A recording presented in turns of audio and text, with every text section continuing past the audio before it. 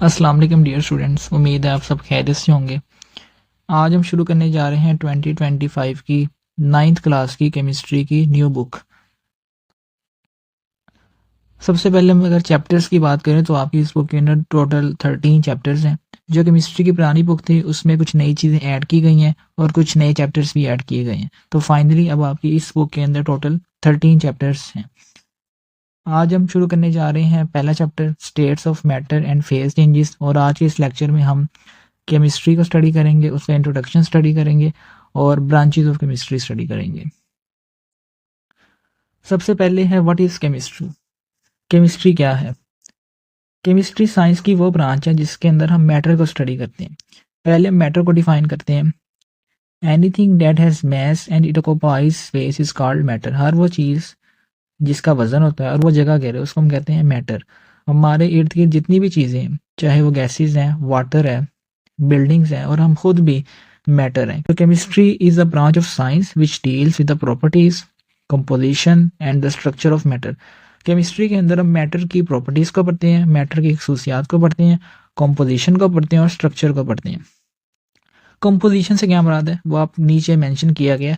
Composition means finding out percentages of elements and compounds in a sample of matter. कोई भी matter है उसके अंदर पता लगाना कि कौन सा एलिमेंट मौजूद है, कौन सा कंपाउंड मौजूद है, इसको कहते हैं कंपोजिशन फाइंड करना। जैसे कोई भी रॉक है, कोई पत्थर है, अगर आपसे पूछा जाए कि इसके अंदर कौन कौन से एलिमेंट है तो ये गोया आप उसकी कंपोजिशन फाइंड कर रहे हैं। स्ट्रक्चर से मुराद है, structure means the arrangement of atoms in matter. के मैटर के अंदर एटम्स किस तरतीब से मौजूद हैं, उनकी अरेंजमेंट क्या है, तो ये स्ट्रक्चर है। It also deals with the physical and chemical changes in matter and the laws और principles which govern these changes. इसमें हम मैटर में होने वाली फिजिकल चेंजेस और केमिकल चेंजेस को भी स्टडी करते हैं और उन लॉज को भी स्टडी करते हैं जिनके अकॉर्डिंग ये चेंजेस हो रही होती हैं। नीचे तस्वीर में आपको केमिकल और फिजिकल चेंज का बताया गया है। लेफ्ट साइड पे देखें तो केमिकल चेंज लिखा है। Chemical reaction forms new product. Chemical change क्या होता है? जब भी कोई रिएक्शन हो और एक नई चीज़ बन जाए उसको हम कहते हैं केमिकल चेंज। फॉर एग्जांपल, आपने लकड़ी को आग लगाई, अब वो लकड़ी जो है वो पहले वुड थी, अब वो कन्वर्ट हो गई है कोयले के अंदर, तो ये गोया केमिकल चेंज हो गई, एक नई प्रोडक्ट बन गई है। इसी तरह रस्टिंग होती है, लोहे को जब जंग लगता है तो लोहे की कंपोजिशन में चेंज आ जाता है, तो ये केमिकल चेंज है। इसी तरह जब कोई फल गल सड़ जाता है उसकी कंपोजिशन चेंज हो जाती है, या डाइजेशन, हमारी बॉडीज़ में मुख्तलिफ जो खुराक के कंपोनेंट्स हैं उनको ब्रेक किया जाता है, उनसे नए कंपोनेंट्स बनते हैं, तो ये डाइजेशन का प्रोसेस भी एक केमिकल चेंज है। राइट साइड पे फिजिकल चेंज है। फिजिकल चेंज ज़ाहरी कोई तब्दीली है, जैसे कलर में कोई चेंज आ गया या कोई स्मेल में चेंज आ गया। फॉर एग्जांपल मेल्टिंग, जब आइसक्रीम पिघलती है तो वो रहती तो आइसक्रीम है, तो इट मीन्स कि ये केमिकल चेंज नहीं बल्कि ये एक फिजिकल चेंज है। पहले वो सॉलिड थी, अब वो मेल्ट हो गई है और लिक्विड में कन्वर्ट हो गई है। इसी तरह जब हम वाटर आइस को मेल्ट करते हैं तो वो रहता पानी है, तो ये भी एक फिजिकल चेंज है। इस तरह अगर पानी को हम बॉयल करें तो वो भाप में कन्वर्ट हो जाता है, जो कि स्टिल पानी ही रहता है, कोई नई चीज़ नहीं बनती। इट मीन्स कि ये भी क्या है, फिजिकल चेंज है। नेक्स्ट हम मूव करते हैं ब्रांचेज ऑफ केमिस्ट्री पे। सबसे पहली ब्रांच है physical chemistry. In this branch we study how substances behave at atomic and molecular level. इस ब्रांच में हम स्टडी करते हैं कि जो सब्सटेंसेस हैं वो एटॉमिक लेवल पे और मॉलिक्यूलर लेवल पे कैसे बिहेव करते हैं। सब्सटेंसेस क्या होते हैं? कोई भी मैटर प्योर फॉर्म में करो उसको हम सब्सटेंस कहते हैं। तो सब्सटेंसेस को हम स्टडी करते हैं एटॉमिक लेवल पे यानी कि एटम के लेवल पे एंड मॉलिक्यूलर लेवल। मॉलिक्यूल्स क्या होते हैं? जब एटम्स आपस में मिलते हैं तो वो मॉलिक्यूल्स बनाते हैं। तो इस ब्रांच के अंदर हम मैटर को स्टडी करते हैं उसके एटम के लेवल पे और उसके मॉलिक्यूल के लेवल पे। Physical chemistry also help us guess how fast reactions will happen and how to control them. इसके अलावा फिजिकल केमिस्ट्री में हम ये भी पता लगाते हैं कि रिएक्शंस किस स्पीड से हो रहे हैं और उनको हमने कंट्रोल कैसे करना है। Physical chemistry help us understand how the basic laws of nature affect atoms and molecules. Physical chemistry हमें ये भी बताती है कि हमारे नेचर के अंदर मुख्तलिफ लॉज, फॉर एग्जांपल ग्रेविटी हमारी नेचर में, वो कैसे एटम्स और मॉलिक्यूल पर असरअंदाज हो रही है, या और लॉज हैं जिनकी वजह से कोई चेंज आ रहा है, तो वो हम फिजिकल केमिस्ट्री में स्टडी करते हैं। नेक्स्ट ब्रांच है inorganic chemistry. It is the study of synthesis, composition, properties and the structure of elements and compounds that contain little और नो कार्बन। इस वक्त दुनिया में ऑलमोस्ट 118 के करीब एलिमेंट्स डिस्कवर हो चुके हैं। उन एलिमेंट्स में कार्बन के अलावा बाकी जितने भी एलिमेंट्स हैं और उन एलिमेंट से बनने वाले जितने भी कंपाउंड्स हैं, उन सबको हम इनऑर्गेनिक केमिस्ट्री में स्टडी करते हैं। अब वो इनऑर्गेनिक कंपाउंड्स कौन कौन से हो सकते हैं वो नीचे मेंशन है। An inorganic substance can be composed of metals, वो मेटल का बना हो सकता है, नॉन मेटल का बना हो सकता है, और अ मिक्सचर ऑफ दिस, या उसमें दोनों चीज़ें हो सकती है, मेटल्स और नॉन मेटल्स। इसके अलावा वो कोई सॉल्ट हो सकता है, वो कोई एसिड हो सकता है, या वो कोई बेस हो सकता है। फॉर एग्जांपल नमक है NaCl, सोडियम क्लोराइड जो हम घरों में नॉर्मली यूज़ करते हैं, तो उसके अंदर सोडियम और क्लोरीन एलिमेंट्स मौजूद हैं, तो इसको हम इनऑर्गेनिक केमिस्ट्री में स्टडी करेंगे। Inorganic compounds are used as fertilizers, medicines, catalyst, pigment, coatings and much more. Inorganic compounds को हम फर्टिलाइजर के तौर पे, यानी कि खादों के तौर पे यूज़ कर सकते हैं, मेडिसिन के तौर पे यूज़ कर सकते हैं। कैटलिस्ट क्या है? It is a substance that speed up the rate of chemical reaction. ये वो सब्सटेंसेस हैं जो किसी भी केमिकल रिएक्शन को स्पीड अप कर दें, यानी कि उनकी रफ्तार बढ़ा देते हैं। पिगमेंट्स क्या है? Pigments are coloured substances like paints. जो कलर्ड सब्सटेंसेस होते हैं ना, जैसे पेंट हम यूज़ करते हैं, तो उनको हम पिगमेंट्स कहते हैं। तो इनऑर्गेनिक कंपाउंड्स के अंदर पिगमेंट्स भी हैं, कैटलिस्ट भी हैं, कोटिंग्स भी हैं। मुख्तलिफ हम कवरिंग्स करते हैं, उसको हम कहते हैं कोटिंग्स, तो वो भी इनऑर्गेनिक केमिस्ट्री के अंदर आएगा। नेक्स्ट ब्रांच है ऑर्गेनिक केमिस्ट्री। अभी मैंने आपको मेंशन किया है कि इनऑर्गेनिक केमिस्ट्री के अंदर हम कार्बन के अलावा बाकी जितने भी एलिमेंट्स हैं ना, उनके कंपाउंड को स्टडी करते हैं। तो जो कार्बन के कंपाउंड्स हैं उसको हम जिस ब्रांच में स्टडी करते हैं उसका नाम है organic chemistry. It is a branch of chemistry that deals with the carbon compounds. ये केमिस्ट्री की वो ब्रांच है जो कि कार्बन के कंपाउंड्स को स्टडी करती है।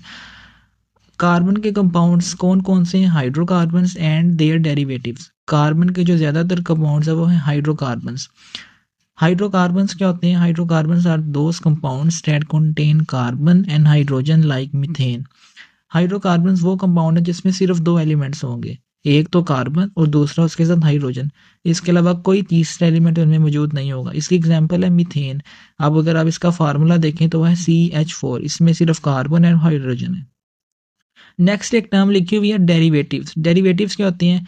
Derivative is a compound that is made from another compound by replacing one और मोर हाइड्रोजन एटम। अगर हम किसी कंपाउंड में से एक हाइड्रोजन या एक से ज़्यादा हाइड्रोजन को रिमूव करें और उसकी जगह कोई नया एलिमेंट ऐड कर दें, फॉर एग्जांपल ऑक्सीजन ऐड कर दें, सल्फर ऐड कर दें, तो उसको हम कह देंगे डेरिवेटिव। अगर आप इसकी एग्जांपल देखें तो मीथेन जो कि हमारा हाइड्रोकार्बन है, उसमें से मैंने एक हाइड्रोजन निकाल के एक OH ग्रुप लगा दिया, यानी कि एक ऑक्सीजन और एक हाइड्रोजन ऐड कर दिया, तो ये नया कंपाउंड बन गया, इसको हम कहेंगे डेरिवेटिव। नेक्स्ट उसने मेंशन किया है it does not include simple carbon compounds like carbonates, bicarbonates, oxides and carbides.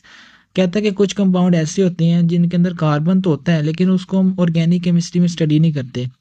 इसकी एग्जांपल उसने प्रोवाइड की है कार्बोनेट्स। कार्बोनेट्स क्या होते हैं? Carbonate is a salt of carbonic acid.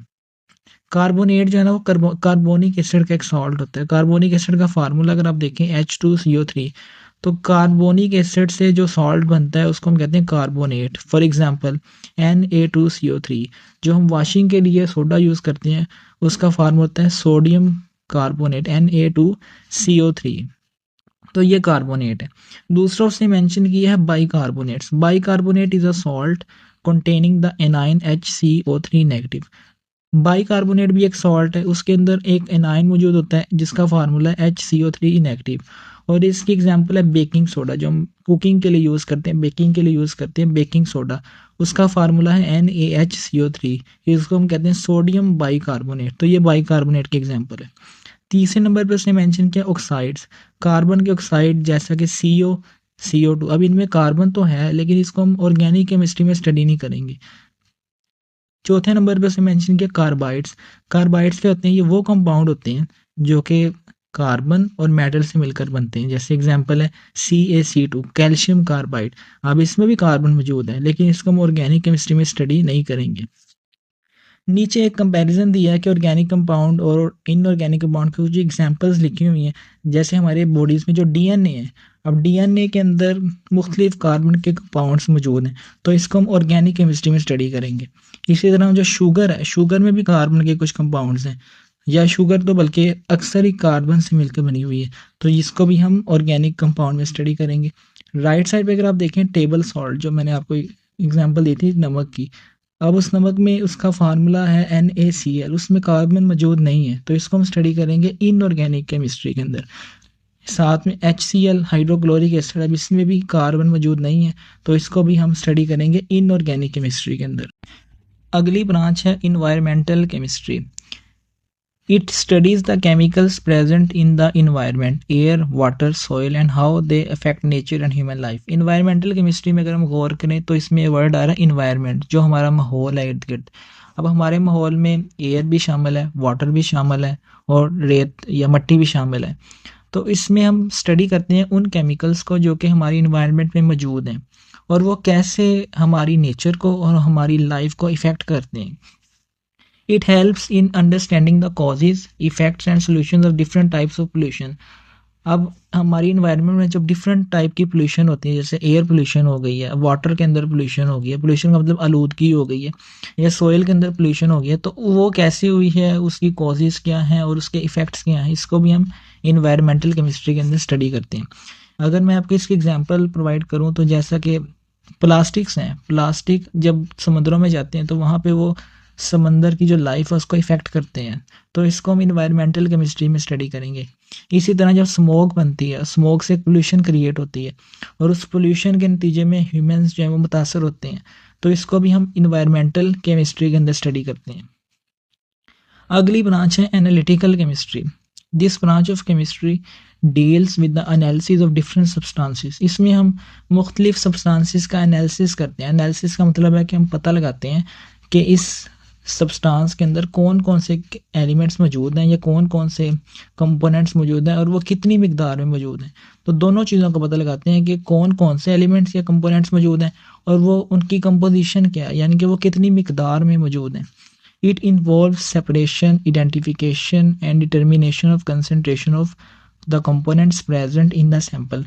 तो इसमें हम पहले सेपरेशन करते हैं, मुख्तलिफ कंपोनेंट्स को अलग-अलग करते हैं, उसके बाद आइडेंटिफिकेशन करते हैं, यानी कि उनको पता लगाते हैं ये कौन सा कंपोनेंट है, इसकी नेचर क्या है, और तीसरा काम हम करते हैं डिटर्मिनेशन ऑफ द कंसनट्रेशन, उसकी मिकदार को मेजर करते हैं कि कितनी अमाउंट में मौजूद है।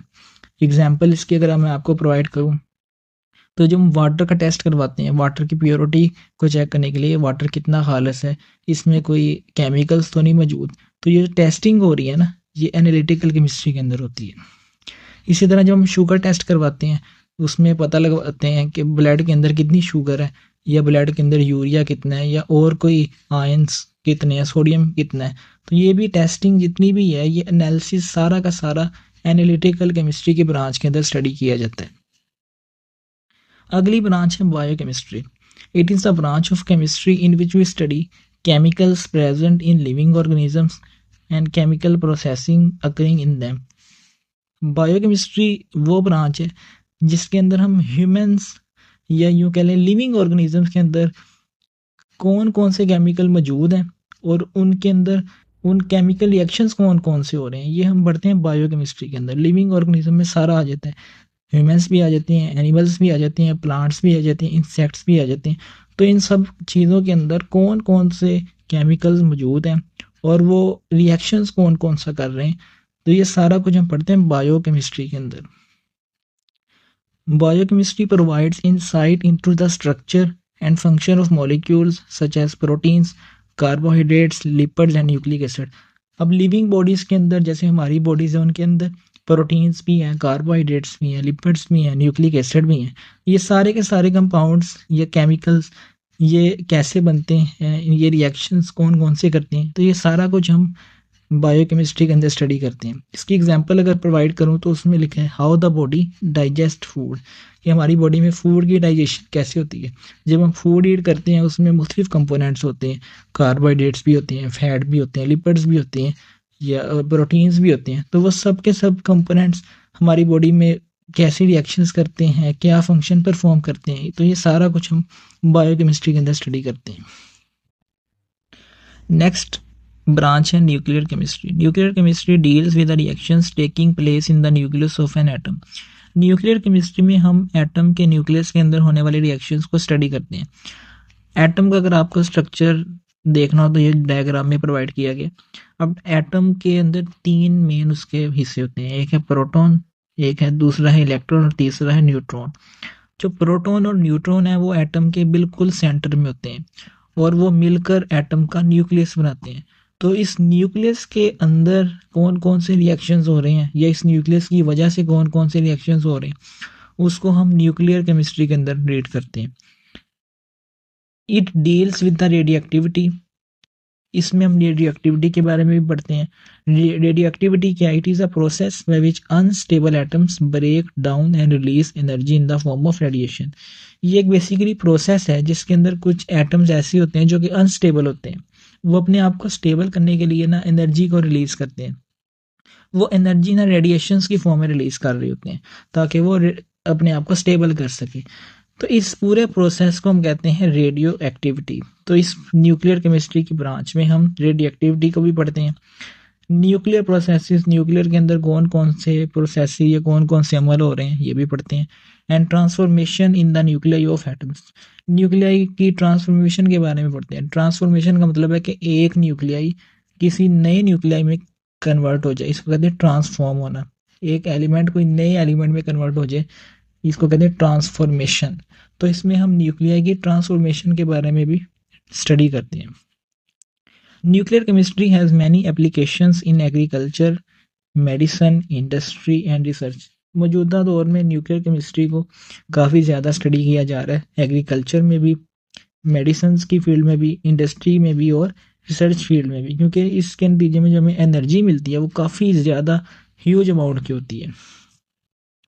एग्जाम्पल्स में अगर इसकी बात करें तो आज जो न्यूक्लियर वेपन्स हैं जिनको हम जौहरी हथियार कहते हैं, इसके अलावा एटॉमिक बॉम्ब, ये सारे के सारे न्यूक्लियर केमिस्ट्री की ब्रांच के अंदर आते हैं।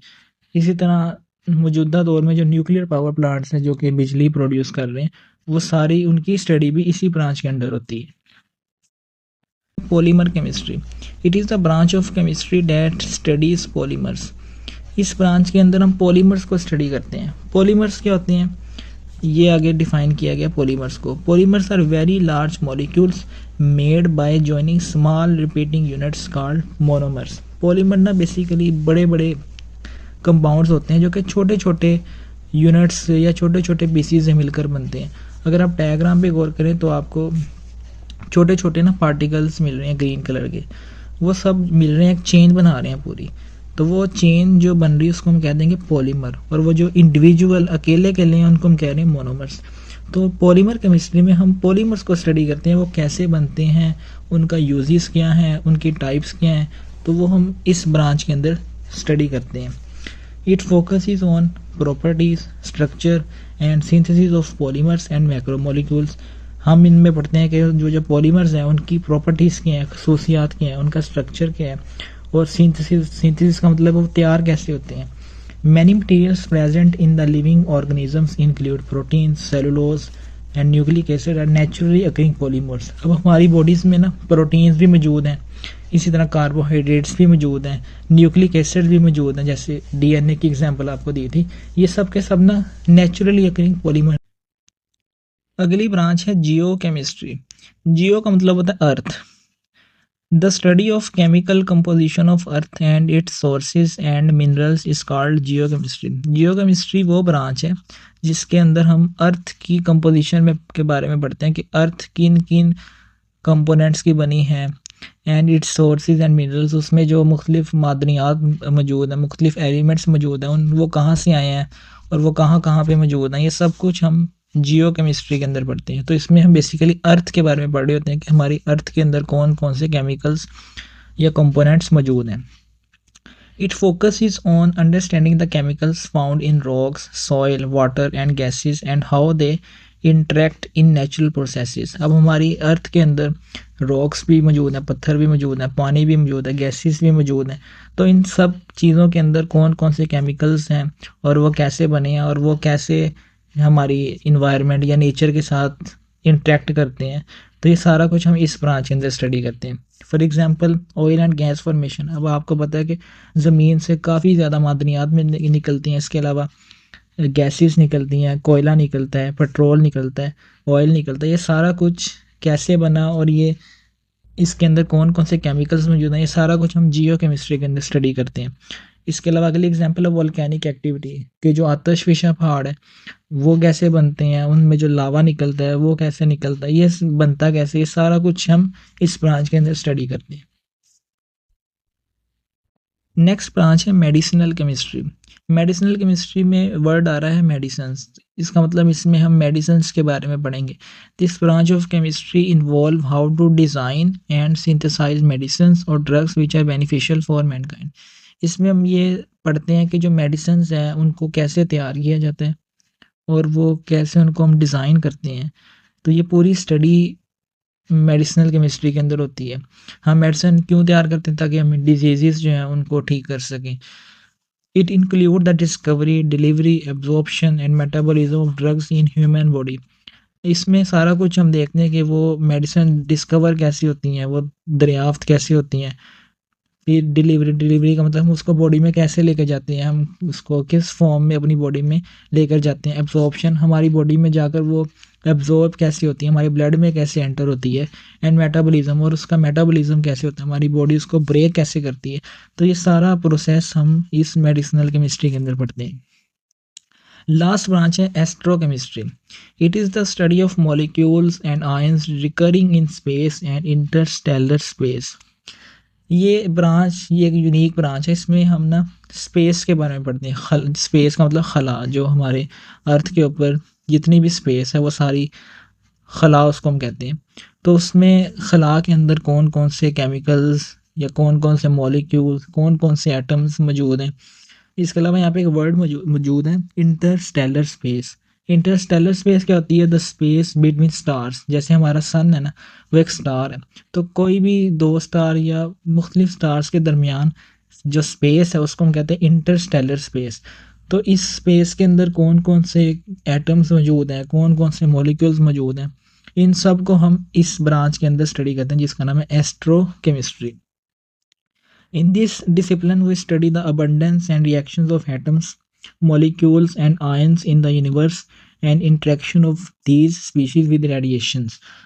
तो इसमें हम ये भी पढ़ते हैं कि जो ये सारा कुछ मौजूद है, आयंस मौजूद है, मॉलिक्यूल्स मौजूद हैं या एटम्स मौजूद हैं, ये रेडिएशंस के साथ कैसे इंटरेक्ट कर रहे हैं। अब सूरज से रेडिएशंस आ रही है ना, वो रेडिएशंस इन एटम के साथ टकराती हैं, तो मुख्तलिफ तरह के प्रोसेसेस होते हैं, वो सारा कुछ हम इस ब्रांच के अंदर स्टडी करते हैं। It provide information about the chemical makeup of other planet and moons. इसमें हम ये भी पता लगाते हैं कि जो दूसरे प्लानट है जैसे मार्स है और जो दूसरे मून्स हैं वो किन चीज़ों के बने हैं, उनके अंदर कौन कौन से केमिकल्स हैं, तो वो भी हम इस एस्ट्रोकेमिस्ट्री के अंदर स्टडी करते हैं। तो यहाँ आपकी ब्रांचेस कंप्लीट हो गई हैं। उम्मीद आपको आज का लेक्चर पसंद आया होगा। अल्लाह हाफिज़।